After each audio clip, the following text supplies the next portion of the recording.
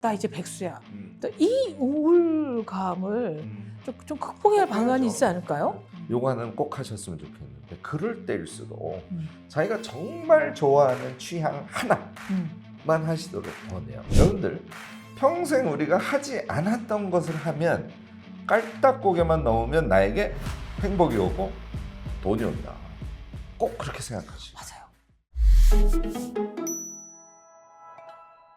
대표님이 보시기에 어떤 준비를 거쳐야 은퇴 후에 행복한 삶을 갑자기 은퇴 시작 행복 이건 아니잖아요. 그건 아니죠. 네네.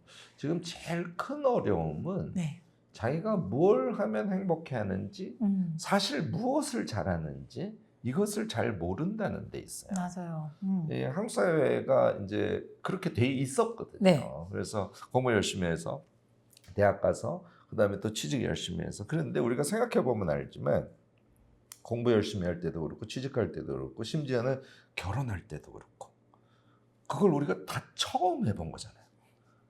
너무 처음이죠. 미숙할 때 한 거예요. 맞아요. 거기다가 사회 구조적인 힘이 작동을 하니까 뭐 부모한테 잘 보이려고 뭐 다른 사람이 좋다는 거 뭐 이렇게 해서 한국 사회는 사실 모두가 한 곳을 향해서 달려가는 네. 참 재밌는 서글픈 사회 아닙니까? 네. 그래서 우리가 다 그 분위기에서 살다가 보니까 우리의 개성, 네. 나다운 삶에 대해서 완전히 잊어버린 상태가 된 거예요. 그래서 저는 첫 번째 여러분들이 하실 것은 꿈을 찾으세요.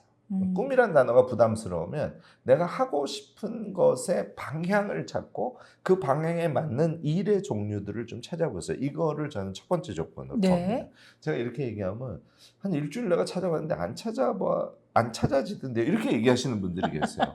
여러분들 큰일 납니다. 우리가 인생을 예를 들어서 50대야. 그러면 30년, 35년 정도를 적적으로 삶을 살아야 그러니까요. 되는데 그 예. 30년을 준비하는데 일주일 해봤더니 꿈이 안 찾아요. 이게 말이 안 되죠. 그렇죠. 저는 1년 찾기를 적극적으로 권해요. 사실 2년 정도 해서 묵혀서 네. 이거구나. 이 정도로 가셔야 돼서요. 이렇게 해서 취향을 찾으면 그 다음에는 노력이 아니에요.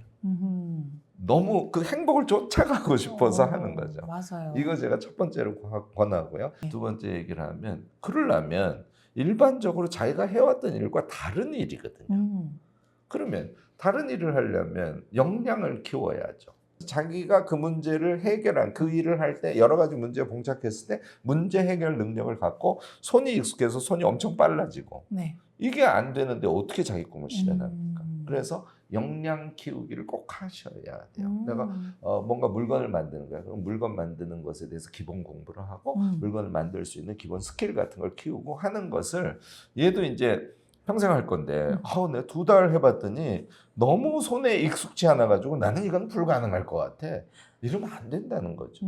최소한 6개월, 1년은 거기에서 미쳐서 인내하고, 우리가 피아노 연습하는 거랑 마찬가지잖아요. 네. 2, 3년을 해서 겨우 7, 40을 뛰는 거 아니에요? 그리고 평생 피아노를 치면 이제는 그게 기쁨으로 와서 자기가 연주가가 그렇죠. 되고 하는 거랑 똑같이 역량은 그런 세계니까 여러분들 최소 시간 1년, 그 다음에 걔를 좀 베테랑이 되는 수준으로 가려면 2년까지는 열심히 하시고, 꿈이 찾아졌고 역량이 어느 정도 됐어. 그러면 기쁨의 미래를 자기가 개척할 수 있죠. 이 두 가지를 꼭 준비하고 그 다음 세계를 여시기를 권합니다. 자기를 찾는 데는 물리적 시간도 굉장히 확실히 걸리죠. 필요한데 그럼요. 그거는 생각 안 하시는 것 같아요. 근데 이제 어찌됐든 그게 어떤 일을 하더라도 사실 숨만 쉬면서 할 수는 없기 때문에 취향에 투자할 만한 이제 자본이 있어야 되는데, 갑자기 뚝 단절된 친구들은 이제 은퇴 자금도 자식이 또 있으면 집 살 때 도와줘야지 그걸 어떻게 할지 모르는데요. 네. 퇴직금 운영을 잘하는 사람 못하는 사람에 따라서 그렇죠. 인생 후반부의 빛깔이 언제 달라지더라고요. 네. 이거 조금 어찌 하면 가혹한 얘기일 수 있는데, 네. 퇴직금을 받아가지고 프랜차이즈 영업하시는 분한테 너무 좋은 것 같아. 그래서 그냥 통닭집을 내세요. 제가 통닭집이 나쁘다는 게 아니에요. 네네. 아직도 한국의 네. 이 치킨 사업은 네, 아직도 네. 유망합니다. 네. 그만큼 소비가 많거든요. 제가 예를 이렇게 들어볼게요. 어떤 사람은 퇴직금을 받았어. 그래서 자신의 미래 인생을 개척해야 돼서, 아까 제가 꿈 얘기했고 능력 네, 얘기했잖아요. 예, 예. 얘와 전혀 상관없이 네. 그게 좋아? 맞아. 그리고 털컥 하세요. 어. 당연히 승률이 뭐 50% 훨씬 미치죠. 30%도 안 돼요. 무조건 망합니다. 그래서 그래서 절대로 해서 안 되는 것은 이거고요. 음. 자, 이제 제가 다른 예를 들어볼게요. 내가 치킨집을 하고 싶어. 이분이 이제 치킨집이라는 경제지. 경제학 기본에서부터 공부하고 가만히 있어봐. 이게 이제 돈이 도는 것이니까 세계 금융하고 한국의 경제가 어떻게 맞물려 있지? 한국 경제사, 한국 경제가 전체적으로 어떻게 흘러왔지? 너무 멀어요. 이제 계속 얘기하면 중간 생략. 근데 내가 치킨을 하는 거니까 닭을 공부해야겠네.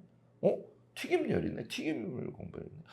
내가 이제 사업체를 운영하는 것이니까 말하자면 수입과 지출이 이제 재정학이라 그러는데, 그래서 기본 재정 플랜 같은 걸 세울 수 있는 능력을 갖춰야겠네. 치킨을 하는데 요즘에는 인스타를 안 하면 광이래네. 최근에 SNS를 공부해야겠네. SNS 마케팅. 여기까지 하는데 여러분들 시간 얼마 걸릴 것 같아요? 열심히 하시면 1년 걸려요. 그런데 얘를 안 하고 그냥 퇴직금을 퍽 하고 투자를 하는 거죠. 팔랑개비기가 돼가지고. 답 딱 나오셨죠? 우리가 갖고 있는 퇴직금은 저는 2군데 쓰셔야 된다고 생각하는데, 반틈을 남기셔서 네. 그것을 자산 수입의 시드머니로 쓰셔야 돼요. 네. 그다음에 나머지 반틈은 제가 지금 말씀드린 대로 네. 선공부 후 실행이에요. 인생을 거는 거니까. 그래서 충분히 공부하고 하는데 돈을 쓰시고, 네. 그다음에 사업을 시작한다든지 어디에 취업을 한다든지 하실 때 그것에 밑거름이 되는 돈, 그것으로 나머지 퇴직금 50%를 쓰시라고요. 그래서 2년간은 퇴직금 나온 데서 이제 먹 사는 걸 해결해요. 그러면 이제 자신에게 투자하는 것이라고 보시면 네. 됩니다. 그리고 2년이 지난 다음에 내가 뭔가를 시작을 했더니 월 200만 원씩 들어왔어. 그러면 우리 삶이 정상화되기 시작하는 거예요. 네. 자산 수입하고 노동 수입은 스스로 복리처럼 성장해 가는 거예요. 네. 내가 사업을 시작하면 어디 시작해서 노동을 했더니 처음에는 200만 원이 그러다가 220만 원이 되고 250만 원이 되고 300만 원이 되는 거잖아요. 자산 투자도 마찬가지예요. 자산 투자를 한 것을 생활비에 퍽퍽 빼쓰지 않고 그것을 일정 기간 동안 재투자, 대투자를 하면 이건 이제 복리 투자라고 하는데, 네. 이런 두 가지를 우리가 50대 이후 60대에 할 수만 있다면 퇴직금 너무 유용하게 잘 쓴 거죠. 그렇죠. 꼭 그렇게 하시기 바래요. 네. 제 주변에 이제 교수님처럼 정확히 정년을 마치고 나온 친구들이 못했던 일을 해볼 거라고 이제 하시는 거예요. 나 정규직이어서 못했던 일, 나 제주 한 달 살이 한번 해볼 거야, 뭐 배워볼 거야, 어쩔 거야 하는데, 근데 그때 부수적으로 패키지로 따라오는 게 우울감이에요. 나 이제 친구들 만나고 싶지 않아. 나 옛날에 은행 간부였을 때, 명지대 교수였을 때는 다 뭐 따라왔는데 나 이제 백수야. 이 우울감을 그냥 자연스럽기도 하지만 좀 극복해야 할 방안이 있지 않을까요? 극복해야죠. 자, 친구들하고 만나는 것 중에요, 굉장히 내가 이 사람이 좋은 사람이야, 이렇게 생각을 했던 친구인데 몇 번 만나자고 했는데 약속이 잘 안 잡혀서 결국은 못 만나게 되는, 얘가 조금 누적되지 않습니까? 그러면 얘도 가슴이 철렁해요. 내가 인생이 바뀌어가고 있는 거구나. 맞다. 저는 교수 생활을 하다가 사업체의 대표이사가 됐음에도 불구하고 저도 그런 일이 있어요. 심지어 교수님한테 그랬는데. 그러니까 그냥 퇴임하신 분들은 2년만 지나면 완전히 빈털털이에요. 맞아요. 그냥 돈 조금 남아있는 거, 집 한 채, 가족. 후배한테 전하는 것조차 굉장히 민망스러워하잖아요. 거꾸로 그렇게 되는 거죠. 처음에는 그냥 이렇게 했다가 그거 잘 안 되는구나, 은행에 갔더니 이렇게 푸대접을 받는구나, 뭐 이런 정도가, 얘가 이제 자각 상태가 되니까 자기가 스스로 움츠러들입니다. 그러면 자, 악순환 고리를 타죠. 자기 안에는 불안감, 내가 이 정도는 아닌데, 이런 어떤 불만들, 이런 게 쌓이죠. 그다음에 밖으로 연결되어지는 세상은 점점 위축되니까 자기가 또 위축되는 거예요. 자기가 위축되면 밖으로 또 못 나가죠. 그러니까 이제 우울의 악순환 고리로 들어갈 수밖에 없어요. 이거는 어찌 보면 너무 자연스러운 현상이라고 생각합니다. 저는요, 치과약부터 요거 하나는 꼭 하셨으면 좋겠는데, 그럴 때일수록 자기가 정말 좋아하는 취향 하나, 하시도록 권해요. 네. 제가 이제 은행장 출신 제 친구 얘기를 했는데 그 친구는 그래서 바로 우울감이 왔어요. 심하게. 네. 난 뭐 미친 듯이 놀 거야. 그러고 네. 미친 듯이 놀더니 그냥 완전히 바닥으로 추락. 어허. 갑자기 우울감이 오더라고요. 높은 의자에 앉아있던 사람이 내려오면 더 그렇죠, 상실감이 그렇죠. 크죠. 예. 근데 이 친구는 목공소를 이렇게 길을 쭉 가다가 큰 길가에 있는 목공방을 그냥 본 거예요. 아하. 거길 가본 거예요. 아. 그냥 예컨대 일주일에 한 번씩 목공 교실에 가서 목공을 하고 지금 이제 네. 지방에 내려가서 목공 협동조합 조그만 걸 만들어서 목공을 진짜요? 하고 있어요. 네. 완전히 행복한 인간으로 바뀌었습니다. 어허. 그러니까 이 친구는 일주일에 그거 한 번 하는 것으로 우울에서 탈출할 수 있는 일종의 시드머니 같은 걸 갖게 된 거예요. 그러네요. 그러면서 그 다음에 이것도 하고 저것도 하고 이렇게 되는 거죠. 그 다음에 공부를 해볼까? 그 다음에 내 인생의 목표가 뭘까? 뭐 이런 것도 생각하게 되고 책도 읽게 되고 또 필요하면 수련도 하게 되고.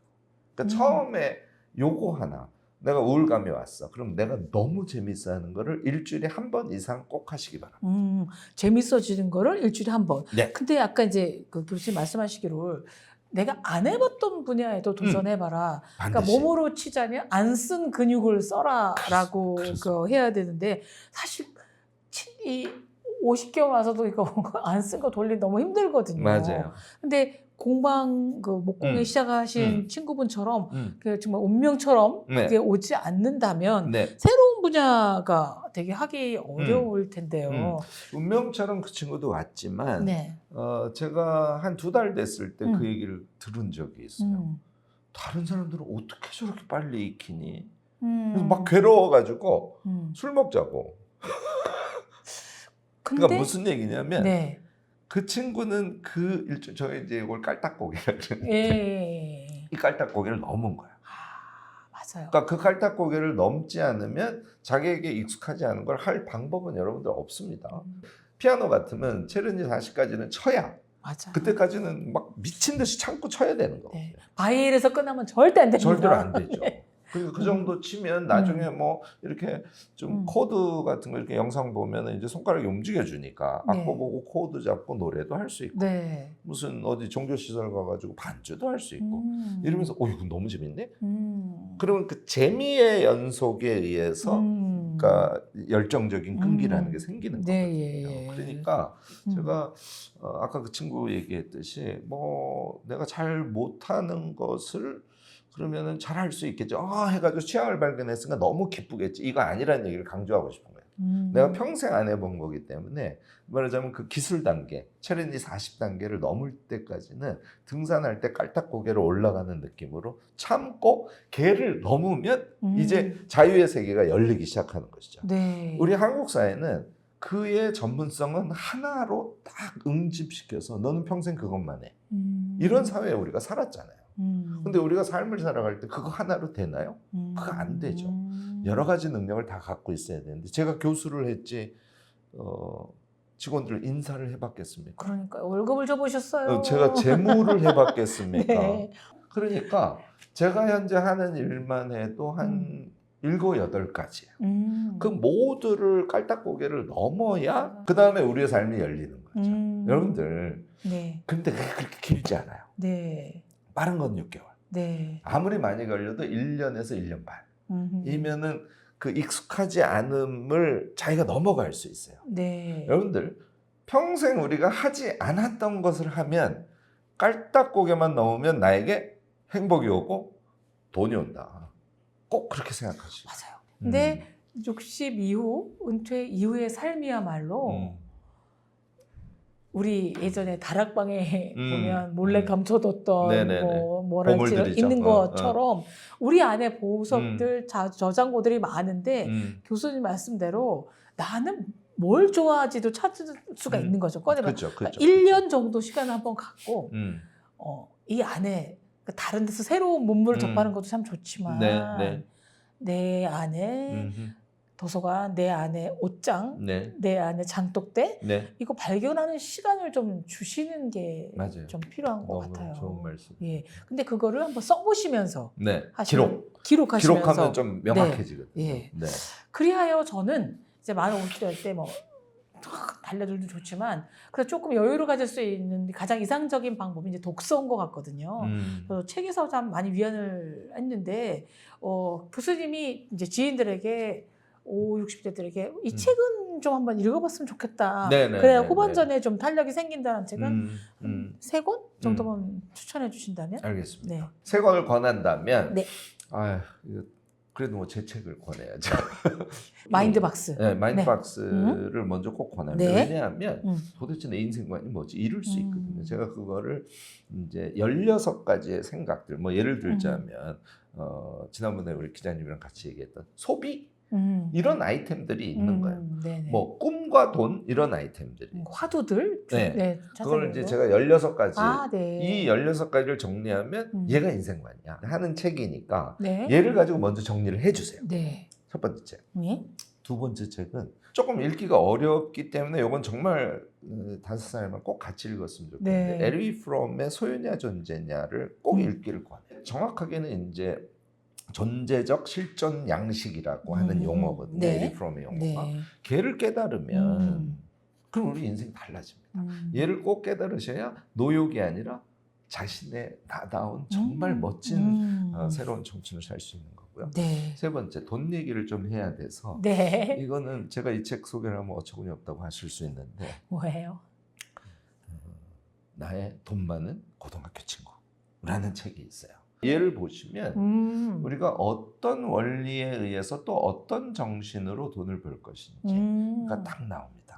느낌 오시죠? 네. 구체적으로 뭐 주식 투자는 어떻게 하는지 뭐 기타 등등 자산 뭐 아까 제가 이제 노동 수입, 자산 수입 이런 얘기했잖아요. 네. 여기에 정말 기가 막히게 정리가 돼 있어요. 오호. 저는 요 책을 3권의 책을 꼭 권합니다. 예. 필독서를 3권을 선물 받아서 벌써부터 왜 뭔가 먹을 것 가득히 쟁여놓은 듯한 포도나무를 읽고 있습니다. 사실은 김익환 교수님은 은퇴했다라는 표현은 어울리지 않죠. 지금도 너무 현장에서 하고 있지만 그러나 어쨌든 60 중반에도 정말 열정적으로 행복하게 사시는 분을 모셔서 모두에게 유익한 얘기 들어봤고요. 게다가 심지어 급기야 50, 60대인데 꼭 필독서로 권하고 싶은 책인 마인드박스를 댓글을 달아주신 우리 독자분들한테 준다고 하니까 여러분 꼭 응모해 보시기 바라고요. 선생님 오늘 너무 많이 배웠습니다. 예, 고맙습니다. 좋은 책 직접 사주시진 않으셨지만 꼭 선물 받은 것 같아서 너무 감사합니다. 고맙습니다. 네, 고맙습니다. 네.